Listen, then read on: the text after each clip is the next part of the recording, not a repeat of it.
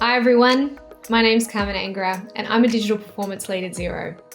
I also run my own small business called Chirp Digital, and I offer consulting in digital marketing, strategy, customer experience and campaign management. Essentially, I'm really passionate about helping small businesses find their voices online. Today, we're going to dive into how to market your small business online using the power of social media.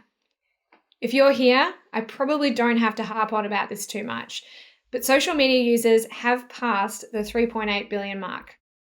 Consumer behavior, particularly in younger people, shows us that these users are also influenced by social media when purchasing. So we've got 49% of people in the 18 to 29 year age bracket who are purchasing something after seeing a social media ad for it. 77% of millennials report making a purchase either online or in-store after seeing a product on a social media platform. So with those numbers, it's easy to see why social media is definitely something you want to know about as a small business. Social media audit. Who are your audience and how are you already reaching them? I'm assuming that if you're ready to start marketing your small business online, you already have a digital presence. If you joined us for the digital marketing strategy and digital marketing course before, you might already have the answers to some of these questions. Think about this in regards to social media particularly. Who is your current audience and how do you reach them? What channels are you currently using? This is assuming that you have a social media presence, but do you have one? Do you have a social media presence? Do you have a personal social media presence? Do you have a business social media presence? Or do you have both? The reason I'm asking you this is I want you to consider the relationship between the two. Sometimes, especially if you're running a personal services business, you can be sharing a lot of content via your own personal channels that might overlap with some of the other content that you're sharing with your family and friends. It's really important to have a distinction between when you're providing a brand or a service and whether you're just communicating with your friends in a social capacity. It might sound really obvious, but I know a lot of small businesses have muddied the waters early on. Now I want you to think about the type of content that you share. Are you posting dog photos? Are you posting product pictures? What is the engagement like? And can you think about the content that just generally seems to perform really well for you? I also want you to think about how often you post and engage with your community. And I'm going to use the word community a fair bit when I'm talking about social media because I think the best kind of social media presences are all about community and authenticity. Let's be honest, being active on social media is a real investment of your time and energy. And you want to have a clear understanding, not only of your opportunity, but how you can be more effective. It's very common to get on social channels and get distracted and procrastinate instead of doing something that will actually benefit your business. You don't actually have to spend a whole lot of money to be successful on social media. But if you want to, it is a good idea to promote high-performing content. This is a really great way to vet your advertising. If you've got a piece of content that's performing really well, that fits with your brand, you already know that your target audience is into it. So if you put a bit of extra money behind it, you're not going to lose out. Find your people. Understanding who you're trying to reach is really crucial to developing an authentic and successful social media presence. And it's just as important as when you are going through your digital marketing strategy. There are lots and lots of social channels to choose from and different ways to connect with consumers online. And so you want to start with who you're trying to connect with and why. If you're already doing this, awesome. I want you to consider who you want to target that's outside of your current community. What age are your ideal customers? What types of interests do they have? Whereabouts are they located? And how do they actually find your business currently? One way to do this is if you're already using analytics behind your website, actually go in and have a look at where your users are coming from. If you can see any social channels that are coming through where your users are finding you, make sure that they're on your list of channels to target because they're definitely an opportunity for you. I've mentioned this before, but I think it's really important to say this again. As a small business, you do not need to be on every platform or channel. You just need to find the ones that are right for you, your business, and your target audience. And it will help you to engage more meaningfully and not spread yourself too thin. Social also has the option to target particular demographics and groups, particularly around interests. But there are some channels that are preferred by particular demographics and are better for certain activity. For example, if you're going to be a bakery and you're going to share beautiful photos of freshly baked loaves, you might want to promote that content on Instagram. Versus if you're a non-for-profit that wants to run a Facebook Live video to promote a local fundraising event. Think about the channel you're using and your intent behind it, and make sure that it's right for your need. Build a community. We've talked a little bit about your value proposition in our digital marketing strategy course, but I really want you to consider what your value proposition is on social media and how you can best share it. Social media is absolutely best when you're authentic. So you want to make the most of your unique offering and ensure that your message is getting across. What value do you provide your customers that no one else does? I want you to be really clear here on who you are and what you offer. Make sure that everything on your social media is consistent because it is representing your brand. Consistency is key. What makes your offering different or special? You want to know who your competitors are, you want to see what they're sharing, and you also want to learn from their mistakes, particularly in regards to how they respond to support requests or potentially how they respond to disgruntled customers. Are you the right person to represent your brand? This is a big one for people who offer professional services because a lot of them feel that it's them and their brand and they're promoting themselves as well.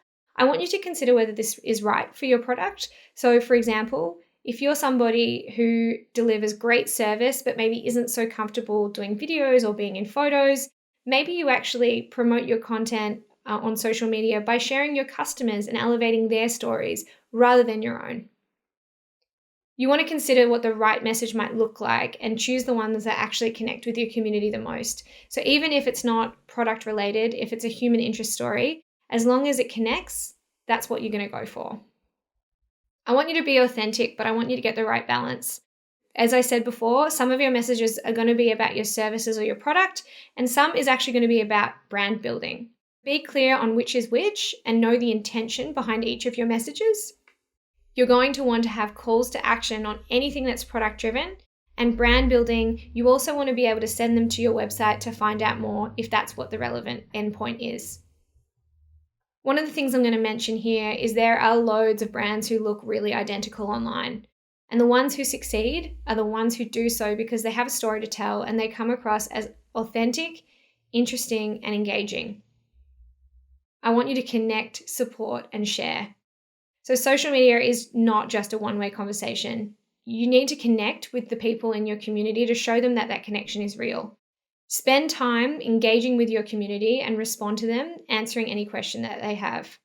Joining groups is a really great way to do this. Community is key, and you really don't want to go spamming people with links to your business if it's not relevant. Add your value and they will come. So consider what you're an authority on, and is this content driving value for your customer? If it's not, rethink it. When we're thinking about joining groups, that might be if you run a dog walking business and there is a puppy preschool group within your community. Maybe you want to post there, be an active part of that group, share pictures of the dogs that you walk, any helpful tips that you might have around puppy training, and then people will find you for the right reasons. Calls to action. Each social media post should have a reason for being. Primarily, if you can send people to your website and give them an action to take, I want you to do it. For example, you've shared a new picture of your candle stock. You're excited, but I don't want you to forget to share the link of where people can purchase it, because if you don't give them a reason to do so, they won't. You might want to post with a message like, I just got these gorgeous Lily of the Valley candles. You can buy them online now. The reality is, though, that social media might not be your vehicle to immediate sales. In fact, for many businesses, social media serves primarily as a brand promotion tool. So it'll get you in front of more prospects and it will get people to understand what service you're providing. But generally, it might not deliver purchases straight away. It takes time to build up an authentic presence. Create a content marketing strategy. Content marketing through social media is actually a really powerful tool, because it helps you share relevant content, it helps you be consistent, and by sharing it through social media, you can actually attract and build an audience. And the best part is it doesn't actually cost much money, but it can be quite time consuming. When we're talking about a content marketing strategy, what that actually means is that it's a plan that allows you to outline how you're going to connect with your key audience and on what channels you're going to do so. I want you to understand what messages that you want to share, what channels you're connecting on, and what types of content you actually want to share and how often. I also want you to understand what success looks like to you. Understanding your capacity to create and engage on social media is a big one for small businesses. Interacting with the public on social, it really can take a lot out of your day. And doing it on behalf of your business is in equal parts creating content and engaging with people like a digital customer service center. So you want to make sure that you have the time and capacity to do so. One big piece to think about here is actually providing customer support through social media. Once you're on there and you're posting and sharing content, you're going to need to set your expectations early. With services like Facebook Messenger, there are expectations that users now have around response times. So you'll have to make sure that you check in with your social media accounts for questions to support your customers. One thing I really recommend here is to set up an autoresponder for any queries that may come through after hours or just in general so that people can understand when you're going to get in touch with them. It allows you to create a pre-canned message, pop it in there so that when someone contacts you via direct message, that's the first thing that will pop up for them. This means that they'll know when you're going to get back to them and they'll be able to, adjust their expectations accordingly. You might say something like, "Thanks for getting in touch. Our office hours are 9 to 5 on weekdays, and we'll do our best to get back to all queries within 48 to 24 hours. If you'd like to put in an order, you can do so via this link, or you can contact us by email." You're going to have to deal with these queries that are coming through. So you want to do it in a streamlined way and include them in your strategy because they're not going to disappear. Digital content takes time, and you really want it to be as high quality as possible, both with imagery and video. Sure, in some cases, you may want to do more authentic live video or ad hoc personal content, but I really want you to consider your brand and if this content will set the right tone for you. You'll need to tailor your content in size and format to the platform, which then you can either decide to post directly from your device, which a lot of people do, or you can use a tool like Canva to edit those assets for you. You can use some of the editing software on your phone as well if you're going to do that. If you want to use desktop, using a tool like Canva is a great way to get that done. However, again, curating your content via desktop can be quite difficult to post to a social media site.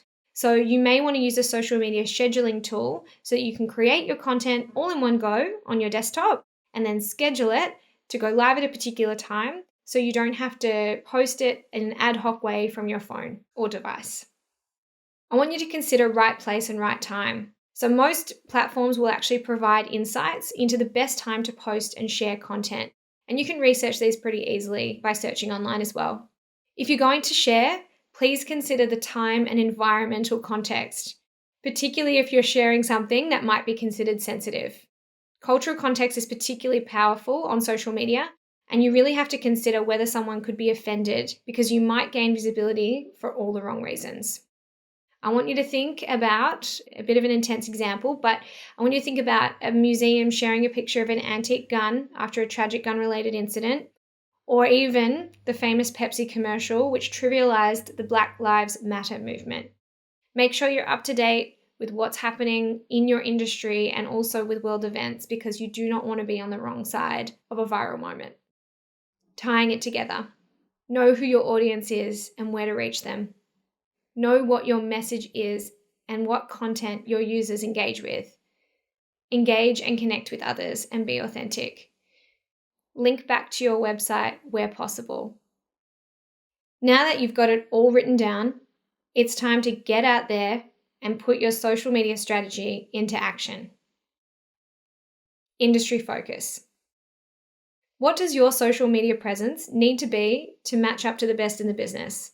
In my mind, social media is about being authentic and connecting. What does it look like for you? In your industry, I want you to consider, What does a really positive experience look like? If you work in hospitality, consider what you expect from a social media presence. Personally, I expect a catering company or a restaurant to let me know of any events and special offerings that they might have through their social channels. I want to be inspired and enticed by their content, so their images and video. And I really want to get a sense of the people behind the experience. I also expect them to answer any queries about delivery services or reservations in a really timely manner. And I expect them to respond to disgruntled customers in a professional way. I'm sure we've all seen the horror stories there. If you work in construction, I want to see the quality of your work through your imagery, videos, and testimonials. Think of this as an extension of your digital marketing strategy if you went through it with us before. I feel like this area is also really relevant for the professional services because social media, it should feel relevant and it shouldn't feel forced. So I'd expect to see here for construction industry, images of staff, behind the scenes appropriate content, as well as images of good work done and satisfied customers telling their stories. This is a general statement, but I really would expect any complaints to be handled professionally and with good customer service skills. I'd also expect there to be a bit of expertise. So if you run a landscaping business and there's relevant content that you can share to your community that's going to help make their lives better, for example, how to plant drought-resistant plants in their garden during a drought, consider what you can offer that's really different and individual and will give your customers value. Professional services. There's a big question that comes up here with my clients, which is around personal brand and business brand. So I want you to think about this too. It's really hard on social media sometimes to distinguish between the two and what can be good and bad. And in general, if you are the face of your brand, you really want to make sure that your content is curated and that your responses are timely and professional at all times. In a similar vein to what I've said before, you want to be helpful, relevant, and you want to cut through the noise. When I'm talking about the double-edged sword there, I mean that being personal is also a great way to be authentic. But sharing your political views or irrelevant content on your social media might alienate your potential customers. So be really careful and considered about what you share and make sure it's in line with your call to actions. Always consider that it needs to have some action associated with it. If there's not a reason for the content existing, then maybe you need to get rid of it.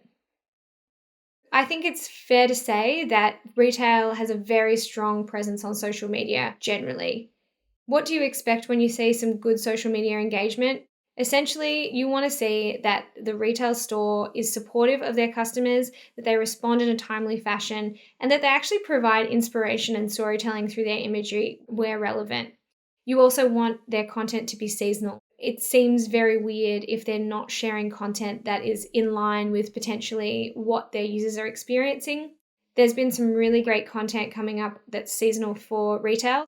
Things like the winter lookbook, maybe providing some styling options so that people who purchase your items can style maybe their spaces. So for example, if you're selling candles, don't just focus on images of candles, focus on, maybe a patio setup or a beautiful romantic candlelit bath scene for Valentine's Day. Be creative and think about what kind of messaging is going to connect with your users. The other piece there is look at what engagement you're getting, and that will give you a really clear indication of what seems to be connecting with your users and what is not, or maybe is missing the mark, and continue to tweak until you find that perfect balance for you and your users. Bring your content marketing and your social media strategy to life. So your social media strategy really should sit alongside your digital marketing strategy. Everything should always come back to the performance of your website and of your business. So social media can really be a bit of a beast for small businesses. Not only can it be time consuming, but it can become, without realizing it, your primary support channel. So I want you to be wary that before you embrace social media, you're going to have to set some expectations with your customers around engagement and support. For example, if you actually prefer that your customers email you for support, make sure you state that on your profiles and your pages, and be prepared for people to post asking for support anyway, and for you to have a plan for when that happens. When it comes to understanding what success looks like for you, your social media presence should be driving traffic. Even if it's not driving conversions, which means either purchases or an action on your site, That's okay, but it should be driving traffic, and hopefully it should be driving traffic that is sticking around and engaging with your website, at least a little bit. Social media's role can also just be a brand role, and it can be a support piece for the rest of your content that you're creating and also the services that you're selling. But I'd really want you to be wary of how much energy you're investing in it if it's not performing in the way that you want it to be. Please make sure not to spread yourself too thin, and also look after yourself, because social media can be a really tough place, especially if you're dealing with a lot of negativity online. Always take a deep breath before responding to any negative comments, and imagine that you're using your most helpful voice at all times possible. Remember that if your social media presence is driving conversions, that's actually great news, and it really means that you should prioritize your content. Check in with your website, have a look at how many visitors are coming through from your social channels, and you'll get a clear indication of how much time you should be spending on them. So to go over what we've discussed today, 1, I want you to understand who your audience is and how to best connect with them. 2, understanding those calls to action and why it's relevant, particularly on social media. 3, creating that content marketing strategy so you have a plan in place for how you want to tackle your social media engagement. 4, understanding what good social media engagement looks like for your industry. Make sure you're looking around, looking at your competitors, getting an idea of what works, what doesn't work, and putting your own spin on it so that you can continuously improve. Thank you so much for joining me. And now that you have all the tools that you need to ensure your business is thriving online, I want you to put them into action. Remember that there are always some great online resources out there if you want to learn more about digital marketing and social media marketing, and even website experience. This space is moving really fast, so it's always really good to check in on your knowledge and update it where applicable. Thank you so much for joining me. I really hope to see you next time. And if you have any questions, you can always reach out to me on LinkedIn and Twitter, and I'll do my best to answer them in a timely and professional manner. Thanks so much, everyone.